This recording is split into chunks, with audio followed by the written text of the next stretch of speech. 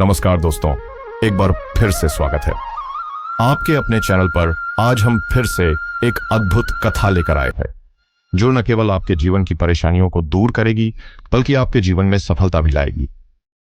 कहा जाता है कि जो व्यक्ति पूरी श्रद्धा और ध्यान से किसी ज्ञानवर्धक बात को सुनता है और इससे मिली सीख को अपने जीवन में अपनाता है, वह कभी भी दुखों का सामना नहीं करता।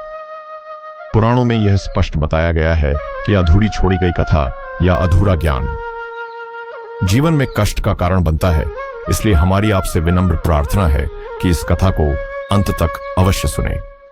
यदि आप भगवान के सच्चे भक्त हैं और धर्म में आस्था रखते हैं तो इस वीडियो को अभी लाइक करें, हमारे चैनल को सब्सक्राइब करें और अगर आप अपने आराध्य को खुश करना चाहते हो तो कमेंट्स में अपने आराध्य का नाम जरूर लिखें। आज की यह कथा केवल सुनने में सरल और प्रेरणादायक नहीं है, बल्कि इसमें गहराई से जीवन के हर कष्ट का समाधान छिपा है। तो आइए बिना देर किए इस विशेष कथा को शुरू करते हैं और जानते हैं कि इससे मिली सीख को अपनाकर हम अपने जीवन को कैसे सफल बना सकते हैं। यह घटना एक छोटे से गांव में हुई थी जहां के लोग साधारण जीवन शैली जीते थे। गांव का वातावरण शांत और प्राकृतिक था। एक दिन गांव में यह खबर फैली कि एक महान संत वहां आए हैं। उनके ज्ञान और भक्ति की चर्चा दूर दूर तक होती थी। शाम होते होते गांव के लोग संत के पास एकत्रित हुए। बच्चे, बूढ़े और युवा सभी संत के दर्शन के लिए उत्सुक थे। संत का व्यक्तित्व अत्यंत शांत और करुणामय था। उनका चेहरा तेज और उनके शब्दों में गहरा अर्थ था। संत ने अपने सत्संग की शुरुआत एक सरल लेकिन गहरे संदेश से की। उन्होंने कहा, भगवान इस दुनिया के पालनहार हैं। वे हर जीव की चिंता करते हैं और उनका भरण पोषण करते हैं। हमें उनकी कृपा पर विश्वास रखना चाहिए। उनकी यह बात सुनकर ग्रामीणों के मन में श्रद्धा का भाव उत्पन्न हुआ। अधिकतर लोग उनकी बातों से प्रभावित हुए, लेकिन एक व्यक्ति के मन में संदेह था। वह सोचने लगा, भगवान कैसे सबका ख्याल रखते हैं? क्या वे खुद आकर हमें खाना खिलाएंगे? उस व्यक्ति के मन में संत की बातों की सत्यता को परखने का विचार आया। वह अपने संदेह को शांत करने के लिए एक योजना बनाने लगा। उसने ठान लिया कि वह भगवान की शक्ति और उनकी कृपा की परीक्षा लेगा। उसने घर से निकलकर जंगल की ओर रुख किया। जंगल घना और निर्जन था, जहां अक्सर जंगली जानवर भी देखे जाते थे, लेकिन वह डरा नहीं। उसने एक बड़ा और ऊंचा पेड़ ढूंढा और उसकी सबसे ऊंची शाखा पर चढ़कर बैठ गया। उसने ठान लिया कि वह खाना तभी खाएगा जब भगवान खुद उसे खिलाएंगे। उसने सोचा, अगर भगवान सच में सबके पालनहार हैं तो वे मुझे भी खाना देंगे। शाम का समय था। आसमान में सूरज ढल रहा था और जंगल में हल्का अंधेरा छाने लगा था। तभी उस रास्ते से एक बारात गुजरी। बारातियों के साथ ढोल नगाड़े बज रहे थे। बाराती खुशी खुशी नाचते हुए उस जंगल के पास पहुंचे। बारातियों ने थोड़ी देर आराम करने के लिए जंगल के किनारे का चयन किया। उन्होंने पेड़ के नीचे बैठने का निश्चय किया। उनके पास खाने के लिए स्वादिष्ट पूड़ियां, सब्जियां और मिठाइयां थीं। उन्होंने जमीन पर कपड़ा बिछाया और खाना निकालना शुरू किया। तभी जंगल में अचानक शेर की जोरदार दहाड़ सुनाई दी। शेर की आवाज सुनते ही बारातियों में हड़कंप मच गया। वे डरकर वहां से भाग खड़े हुए। उन्होंने अपना सारा खाना वहीं छोड़ दिया। पेड़ पर बैठा व्यक्ति यह सब देख रहा था।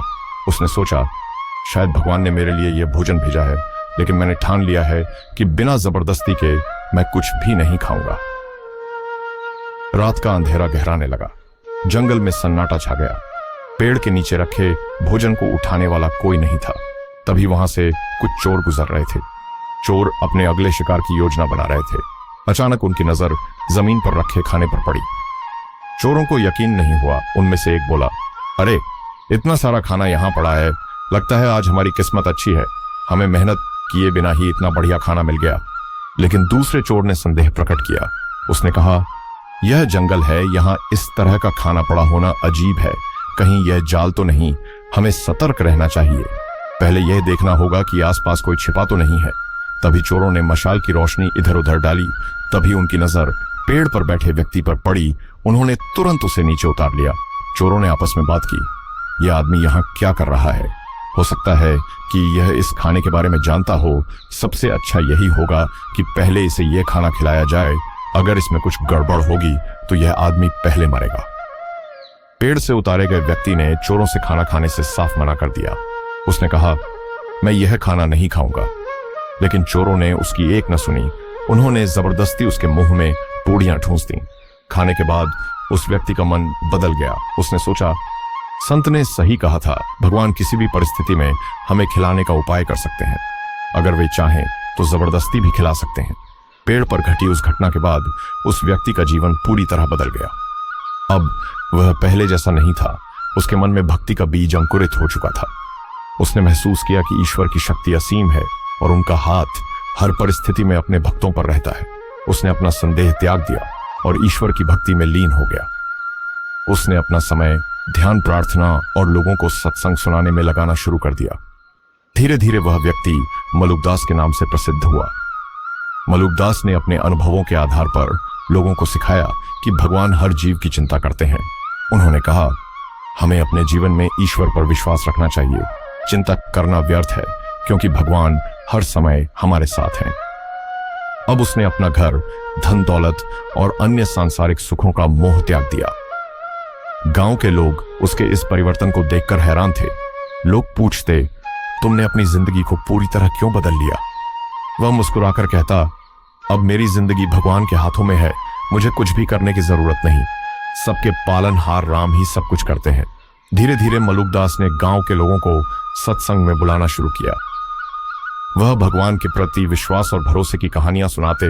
वह लोगों को समझाते कि ईश्वर हर परिस्थिति में अपने भक्तों की रक्षा करते हैं। उन्होंने कहा, भगवान हमारे कर्मों का हिसाब रखते हैं। अगर हम सच्चे मन से उनकी भक्ति करते हैं तो वे हमें कभी अकेला नहीं छोड़ते। हमें बस अपने मन से अहंकार और लोभ को त्यागना होगा। मलुकदास का यह परिवर्तन सभी को स्वीकार नहीं हुआ। गांव के कुछ लोगों ने उनका मजाक उड़ाना शुरू कर दिया। कुछ ने उन्हें आलसी कहा तो कुछ ने उनकी भक्ति को ढोंग करार दिया। एक दिन गांव के कुछ लोग उनके पास आए और बोले, मलुकदास, तुम हर समय भक्ति और भगवान की बात करते हो, लेकिन क्या यह संभव है कि बिना काम किए जीवन चले? क्या भगवान खुद आकर हमें खाना देंगे? मलुकदास मुस्कुराए और बोले, अगर हम भगवान पर विश्वास करें और सच्चे मन से उनकी राह पर चलें तो वे हमारी हर जरूरत पूरी करते हैं, लेकिन हमें उनकी परीक्षा नहीं लेनी चाहिए। मलुकदास ने अपने अनुभवों को कविताओं और भजनों के रूप में व्यक्त करना शुरू किया। उनकी कविताएं सरल लेकिन गहरी सीख देती थीं। उनका उद्देश्य था कि सामान्य से सामान्य व्यक्ति भी भगवान पर भरोसा करना सीखे। उनकी एक कविता थी, राम भरोसे बैठ रहो चिंता मत कर भाई, जो तू मन का दुख रखे सो सब राम मिटाई। गांव के लोग धीरे धीरे उनकी कविताओं से प्रेरित होने लगे। उनके भजनों को गाते हुए लोग अपने जीवन के संघर्षों में भी ईश्वर पर भरोसा करना सीख गए। मलुकदास की ख्याति धीरे धीरे पूरे क्षेत्र में फैलने लगी। लोग दूर दूर से उनकी शिक्षाओं को सुनने आते। उन्होंने लोगों को सिखाया कि भगवान पर विश्वास करने से जीवन में शांति आती है। उन्होंने यह भी सिखाया कि हमें हर परिस्थिति में संतोष रखना चाहिए। उन्होंने कहा, जो हमारे पास है वही भगवान की देन है, हमें हमेशा उसका आभार मानना चाहिए। मलुकदास के प्रचार प्रसार से कुछ स्वार्थी लोग नाराज होने लगे। वे चाहते थे कि लोग उनकी बात माने, लेकिन मलुकदास की शिक्षाओं ने लोगों को आत्मनिर्भर और ईश्वर पर भरोसा करना सिखा दिया। एक दिन कुछ लोगों ने मलुकदास को चुनौती दी और कहा, अगर तुम सच में भगवान के भक्त हो तो साबित करो कि भगवान तुम्हारी हर जरूरत पूरी करते हैं। मलुकदास ने शांतिपूर्वक उत्तर दिया, भगवान की कृपा हर जगह है, लेकिन इसे समझने के लिए आपको विश्वास की आंखों से देखना होगा। मैं इसे साबित करने के लिए यहां नहीं हूं। मेरा काम केवल उनका संदेश देना है। एक बार मलुकदास एक गांव से गुजर रहे थे। रास्ते में उन्होंने एक गरीब परिवार को देखा जो भूखा था। मलुकदास के पास देने के लिए कुछ भी नहीं था। उन्होंने भगवान से प्रार्थना की, हे राम, यह परिवार भूखा है, कृपया इन्हें भोजन दें। तभी वहां से एक अमीर व्यापारी गुजरा। उसने उस परिवार को देखा और उन्हें खाना और पैसे दिए। मलुकदास ने मुस्कुराते हुए कहा, देखा, भगवान किसी न किसी रूप में हमारी मदद करते हैं, हमें बस उन पर विश्वास करना चाहिए। मलुकदास ने अपने जीवन के अंत में लोगों को एक आखिरी संदेश दिया। उन्होंने कहा, भक्ति का मार्ग कठिन हो सकता है, लेकिन इसका फल अमूल्य है। भगवान हमेशा हमारे साथ हैं, बस हमें उन पर विश्वास करना होगा। चिंता छोड़ो, अपने कर्तव्यों को निभाओ और भगवान पर भरोसा रखो। उनकी शिक्षाओं ने समाज पर गहरा प्रभाव डाला और आज भी उनके विचार प्रासंगिक हैं। उनका यह दोहा जीवन का सार प्रस्तुत करता है, अजगर करे न चाकरी, पंछी करे न काम, दास मल्लूका कह गए, सबके दाता राम। मलूक दास और रहस्यमयी घटना। मलूक दास की जीवन यात्रा में एक ऐसा मोड़ आया जिसने उनके जीवन को और भी रहस्यमय और प्रेरणादायक बना दिया। एक दिन मलूक दास भगवान का स्मरण करते हुए जंगल में विचरण कर रहे थे। यह वही जंगल था जहां उन्होंने पहली बार ईश्वर की कृपा को अनुभव किया था। जंगल शांत था, केवल पक्षियों की आवाजें सुनाई दे रही थीं। अचानक उन्हें किसी के कराहने की आवाज सुनाई दी। वे आवाज की दिशा में गए। उन्होंने देखा कि एक बूढ़ा व्यक्ति घायल अवस्था में पड़ा था। उसकी आंखों में दर्द और चेहरे पर असहायता झलक रही थी। मलूक दास ने पूछा, आप कौन हैं और यहां इस अवस्था में कैसे पहुंचे? बूढ़े ने धीमी आवाज में कहा, मैं एक यात्री हूं। डाकुओं ने मुझसे मेरा सारा धन छीन लिया और मुझे मारकर यहां छोड़ दिया। मलूक दास ने तुरंत उसकी सहायता की। उन्होंने पास के झरने से पानी लाकर उसे पिलाया और उसके घावों की सफाई की। लेकिन बूढ़े की आंखों में कुछ ऐसा था जो मलूक दास को असामान्य लगा। बूढ़े ने कहा, तुम्हारा दिल बहुत बड़ा है, लेकिन यह जंगल खतरों से भरा हुआ है। यहाँ केवल शेर और डाकू ही नहीं, कुछ ऐसी शक्तियां भी हैं जो तुम्हारी परीक्षा लेंगी। अगर तुमने इस जंगल में रात बिताई तो तुम्हारा विश्वास हिल सकता है। मलूक दास ने शांत स्वर में उत्तर दिया, अगर भगवान मेरे साथ हैं तो मुझे किसी भी शक्ति से डरने की आवश्यकता नहीं। मैं यह रात यहीं बिताऊंगा। बूढ़ा रहस्यमय ढंग से मुस्कुराया और गायब हो गया। यह देखकर मलूक दास को लगा कि यह कोई सामान्य घटना नहीं थी। जंगल में रात गहरी हो चुकी थी। आसमान में तारे चमक रहे थे, लेकिन चारों ओर सन्नाटा था। मलूक दास पेड़ के नीचे बैठकर भजन गा रहे थे। तभी उन्हें अचानक अपने चारों ओर कदमों की आवाज सुनाई दी। उन्होंने चारों ओर देखा, लेकिन कोई दिखाई नहीं दिया। थोड़ी देर बाद पेड़ों के बीच से एक चमकती हुई रोशनी प्रकट हुई। उस रोशनी के बीच एक दिव्य स्वर गूंजा, मलूक दास, क्या तुम वास्तव में भगवान पर विश्वास करते हो? मलूक दास ने बिना किसी डर के उत्तर दिया, हाँ, मेरा विश्वास अडिग है। दिव्य स्वर ने कहा, तुम्हारी परीक्षा अभी पूरी नहीं हुई है।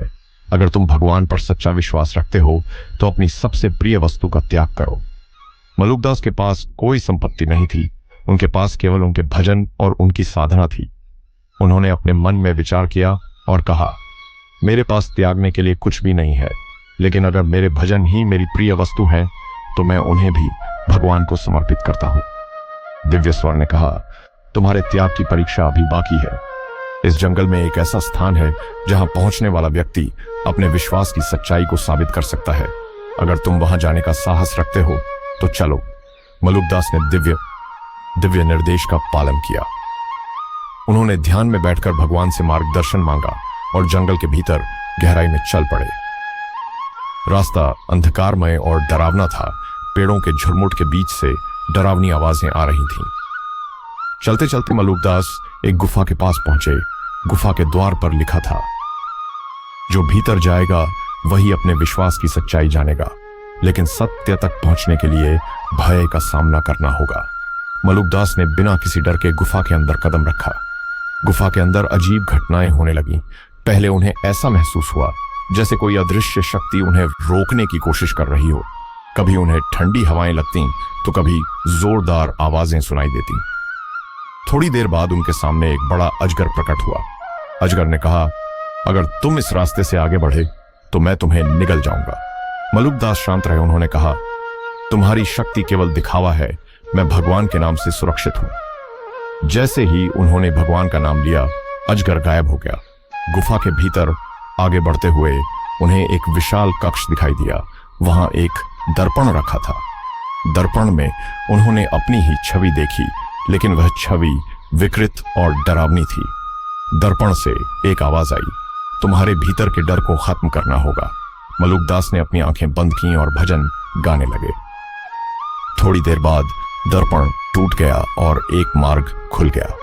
मार्ग के अंत में मलूक दास को एक सुंदर और दिव्य प्रकाश दिखाई दिया। उस प्रकाश में से एक स्वर गूंजा, मलूक दास, तुमने साबित कर दिया कि तुम्हारा विश्वास अडिग है। अब तुम्हें एक नया संदेश दिया जाएगा जो तुम लोगों तक पहुंचाओगे। मलूक दास ने उस दिव्य शक्ति के सामने सिर झुका दिया।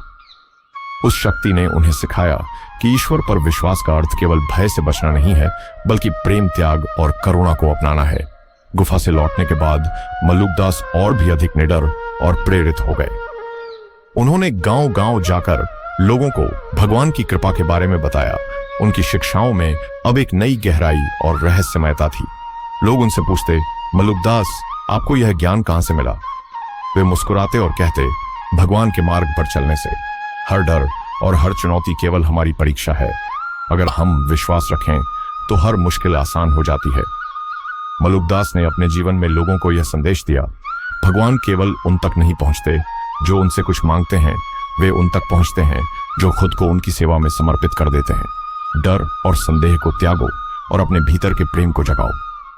उन्होंने यह भी कहा, हर जीव के भीतर भगवान का वास है। अगर तुम दूसरों की मदद करोगे तो भगवान तुम्हारी मदद करेंगे। इस रहस्यमयी यात्रा ने मलुकदास की शिक्षाओं को और गहरा बना दिया था। उनकी गाथा यह सिखाती है कि विश्वास, प्रेम और साहस के साथ भगवान की ओर बढ़ने वाला व्यक्ति हर चुनौती का सामना कर सकता है। उनकी कहानी आज भी यह प्रेरणा देती है कि जीवन में कठिनाइयों के बावजूद ईश्वर पर विश्वास हमें अजेय बना सकता है।